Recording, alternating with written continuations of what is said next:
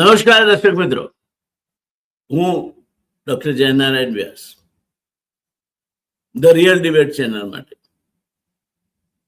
દોસ્તો, આજે એક અત્યંત સંવેદનશીલ મુદ્દે વાત કરવી છે. એ મુદ્દો છે પટેલ સમાજ અને 2027ની રાજનીતિ અંગે. દોસ્તો, હું જ્યારે પ્રાથમિક શાળામાં ભણી રહ્યો હતો ત્યારે પાટીદાર સાગમટે કોંગ્રેસને મત આપતો હતો, અને એનું એક જ કારણ હતું, બે બળદની જોડી તે કોઈ ના શકે તોડી. આ બે બળદની જોડીને કોઈ તોડી શકતું નહોતું. ખેડૂત એને પોતાનું પ્રતીક ગણતો. પછી એમાંથી ગાય વાછરડું થયું, પછી એમાંથી પંજો થયો. ત્યારે દોસ્તો, પાટીદાર એક સમયે 1985 સુધી કોંગ્રેસનો વફાદાર, અત્યંત વફાદાર મતદાર વર્ગ હતો. હું આજે પણ માનું છું કે પાટીદાર સમાજ ગુજરાતનો કિંગમેકર છે. 2027માં એનો વોટ કોને જશે? ભારતીય જનતા પાર્ટીને, આમ આદમી પાર્ટીને કે કોંગ્રેસને? આજે સીધી વાત.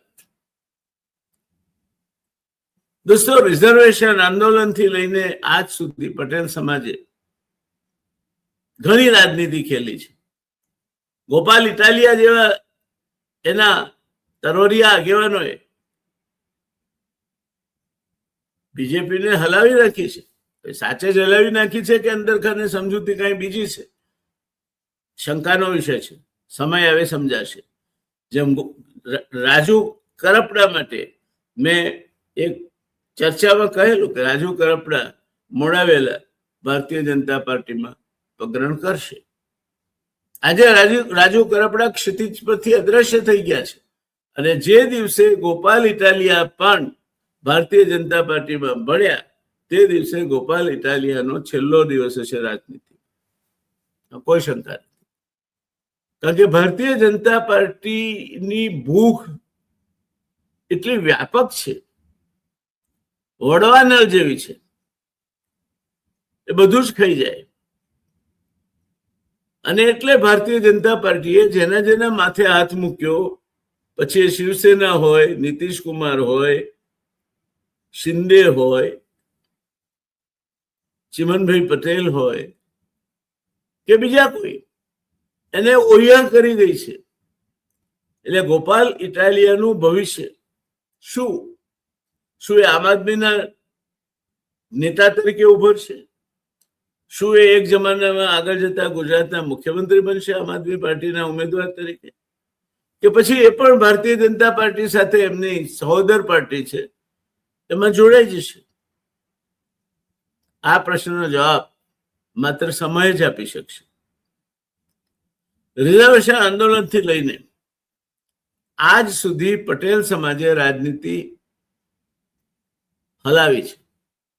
ગોપાલ ઇટાલિયા જેવા યુવા નેતાઓએ બીજેપીને ચેલેન્જ કરી છે.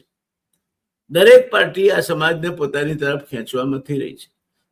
માત્ર વાત એ છે કે ગોપાલ ઇટાલિયાએ કોને હરાવી? વિસાવદરમાં જે મતો આમ આદમી પાર્ટીની તરફેણમાં બીજા પોલિટિકલ પાર્ટીમાંથી સ્થળાંતર કરી ગયા, તેમાં માત્ર 1% મત જ ભારતીય જનતા પાર્ટીના તૂટ્યા છે. 8% મત કોંગ્રેસના તૂટ્યા છે. તો ગોપાલ ઇટાલિયાનો ઉદય એ કોંગ્રેસનો હસ્ત ગણીશું આપણે કે ભારતીય જનતા પાર્ટીની ફૂટ ગણીશું? હું નથી માનતો કે ગોપાલ ઇટાલિયા જેવા 10 ગોપાલ ઇટાલિયા આવી જાય તો પણ ભારતીય જનતા પાર્ટીમાં એ કોઈ ગજુ કાઢી શકે. હા, લોકો ભારતીય જનતા પાર્ટીથી કંટાળ્યા છે.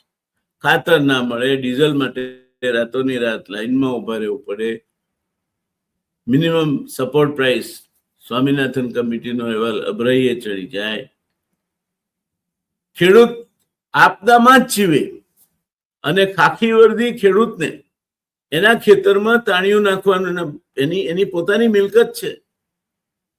કાલે ઉઠીને થાય નહીં એવો વિચાર આવે, કારણ કે મારું ઘર તો એવું સમૃદ્ધ છે નહીં, પણ ધારો કે ગૌતમ અદાણીને વિચાર આવ્યો કે કાલથી એને મારા ડ્રોઈંગ રૂમને પોતાની ઓફિસ બનાવી છે, તો હું રોકી શકીશ નહીં, કારણ કે પહેલા પોલીસનું ધાડું આવશે, પેલા મને બહાર કાઢશે ધસેડીને, પછી ગૌતમભાઈ આવશે ને ગૌતમભાઈને એમની અનુરૂપ ખુરશીઓ વગેરે વગેરે વ્યવસ્થામાં બેસાડશે, એમનું તાળીઓ નખાશે, ત્યાં એમના ટ્રાન્સમિશન ટાવરનો મજબૂત પાયો નખાઈ જશે. જયનારાયણ વ્યાસ પોતાનું દિવાનખાનું ગુમાવશે અને ગૌતમ અદાણી પોતાનું એક વધારાનું રાજમથક સ્થાપિત કરશે. જોકે આવું થશે નહીં, કારણ કે ગૌતમ અદાણીને લાયક ખેતર એમની જવાબદારી છે, જરૂરિયાત છે. મને એ સમજાતું નથી ને ગૌતમભાઈને હું વિનંતી કરું છું જાહેરમાં કે તમે કેબલથી કેમ વીજળી ટ્રાન્સમિટ નથી કરતા? કેમ તમે ઓવરહેડ ટ્રાન્સમિશન લાઈનથી કરો છો? કેબલ નાખીને ના થાય ટ્રાન્સમિટ? જો જાપાન સૌર ઉર્જા વાયરલેસલી ટ્રાન્સમિટ કરવાનું હોય અને સફળ થયું છે આ અવકાશમાંથી ધરતી ઉપર, જો સ્કેન્ડિનેવિયાના એક દેશમાં વીજળીના તાર વગર વીજળી આખા શહેરને ઉજાડતી હોય, જો ભગવતસિંહ બાપુ એમના જમાનામાં ગોંડલમાં અંડરગ્રાઉન્ડ કેબલથી વીજળી આપતા હોય અને વીજળીના થાંભલા ન નાખતા હોય, તો સાહેબ આપ તો મોડર્ન મહારાજા છો. ગૌતમભાઈ શાંતિલાલ અદાણી એ નાનું નામ નથી. ઇતિહાસે આપને આપના હાથે જ ઇતિહાસમાં પોતાના હસ્તાક્ષર કરવાની તક આપી છે. તો તમે આ ખેડૂત, અને ખેડૂત એટલે પાટીદાર, સદનસીબે ખેડૂતો વહેંચાયેલા છે. કોઈક કિસાન કોંગ્રેસમાં છે, કોઈક રાજકીય કિસાન પાર્ટી છે, જેને શું કે છે, કિસાન સંઘ કે છે, એ રાજકીય કિસાન પાર્ટી છે. કોઈ કિસાન પરિષદમાં છે, કોઈ ખેડૂત સમાજમાં છે.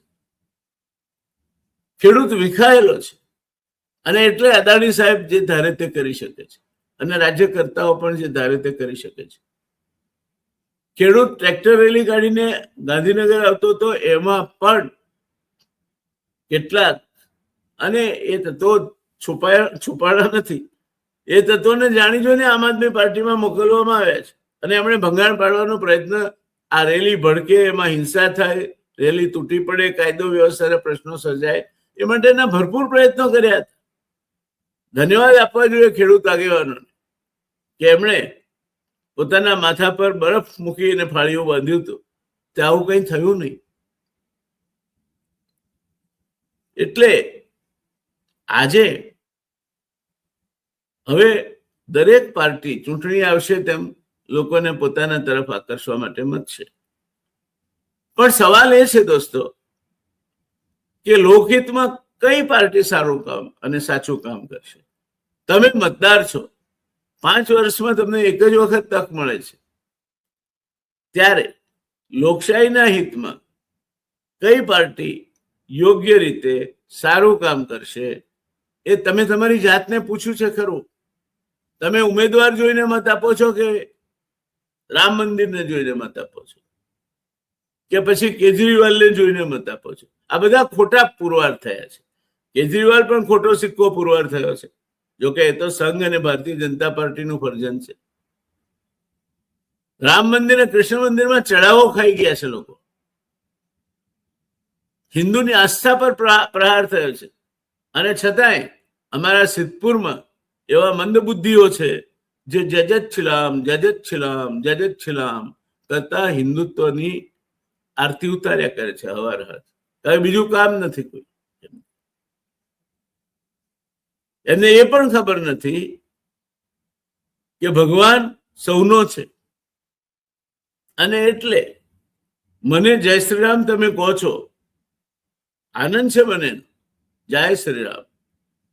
રામાયણ એક શ્લોકી છે, આમાંના 99% નહીં આવડતી હોય, જે એવું કે છે કે આદૌ રામ તપોવનાદિ ગમનમ હત્વા મૃગમ કાંચનમ વૈદેહી હરણમ જટાયુ મરણમ સુગ્રીવ સંભાષણમ વાલી નિગ્રહણમ સમુદ્ર તરણમ લંકાપુરી દાહનમ એતત લંકાપુરી દાહનમ પશ્ચાત રાવણ કુંભકર્ણ આદિ હનનમ એતાદિ રામાયણમ. આ રામાયણ.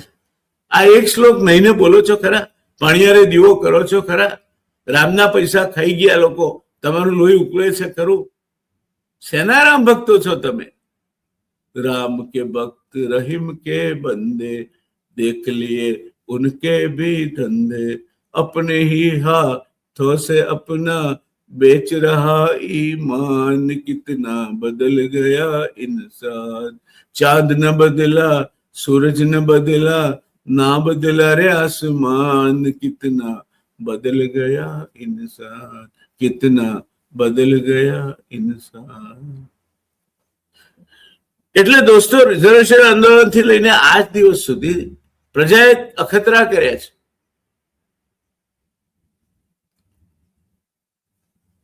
પાટીદાર અનામત માટેના આંદોલનમાં જે વર્તાવ થયો એનાથી પાટીદારો નારાજ છે, પણ સત્તા ભાજપ પાસે છે અને સત્તાના મધુ છોડીને મીઠા મધુ ને મીઠા મેહુલા રે લોલ એથી ये मिधु एथी ये मधुर मारी खुर्सी रे खुर्सी नी जोड़ सकी नहीं जड़े रे. कारण के तो ज दलाली थई शके छे, तो ज जमीनोने एने थई शके छे, तो ज सप्लायना कॉन्ट्राक्ट मळी शके छे, तो ज तंबुओ बांधवाना कॉन्ट्राक्ट मळी शके छे, तो ज कॉन्ट्राक्टर बनी शकाय छे. એટલે जिसके तळ में लड्डू उसके तळ में हम. तो समाप्तिમાં दोस्तों મારે તમને પૂછવું છે કે પટેલ સમાજનો નિર્ણય 2027 બદલી નાખશે? એમણે જેનીબેન ઠુમર અને બેન અનારબેનને ખોડલધામમાં એક જ ખુરશી પર બાજુ બાજુમાં બેસાડ્યા. શું એનાથી સમાજ બદલાઈ જશે? શું એનાથી લેવા પાટીદાર કડવા પાટીદારની રાજનીતિ બદલાઈ જશે? શું એનાથી અમરેલીમાં પેલી બેનનો વરઘોડો કાઢ્યો તો એના ઉપર પીડા થાય તેવા પ્રયોગો કરવામાં આવ્યા હતા, એ બદલાઈ જશે? શું બદલાઈ જશે? કઈ તરફ જઈ રહી છે ગુજરાતની રાજનીતિ? પટેલ સમાજ અને 2027, ઓબીસી અને 2027, આમ આદમી પાર્ટી અને 2027, શું છે તમારો મત? કોમેન્ટમાં તમારી દળદાર કોમેન્ટની, બુદ્ધિગમ્ય કોમેન્ટની રાહ જોઈશ. હા, મને ગાળો દેવાની હોય, કેટલાક હજુ પણ એમને મારી વાતો નથી ગમતી, મને એનો વાંધો નથી. કોઈ મને ગાળો દે ને હું સ્વીકારું નહીં તો મને લાગી નથી જતી, એમની પાસે જ રહે છે, દઈ શકો છો, પણ અલગથી દેજો ને. આમાં શું કરવા બગાડો છો? અલગથી તમે કહેતા હો તો આપણે એક મને ગાળો દેવાનો આખો અડધો કલાકનો કાર્યક્રમ કરીએ. હું સત્તા લાલચું છું, મેં પાર્ટી છોડી દીધી, મેં આ કર્યું તે કર્યું, ઘણું કહી શકાય એવું મારા માટે. કો મને શું ફરક પડે છે? સોનું છે એને જ કસોટીની કસપટ્ટી ઉપર ઘસાવવું પડે છે. તમે મને ઘસી રહ્યા છો ને. તમે જયનારાયણ વ્યાસને ત્યારે સાચો કહેશો જ્યારે જયનારાયણ વ્યાસ નહીં હોય અને એની વાત બોલતી હશે. માફ કરજો દોસ્તો, દુઃખ થાય છે આવું સાંભળીએ ત્યારે. હું પણ માણસ છું. આવજો. જય જય ગરવી ગુજરાત, જય જય ગરવી ગુજરાત, જય જય ગરવી ગુજરાત.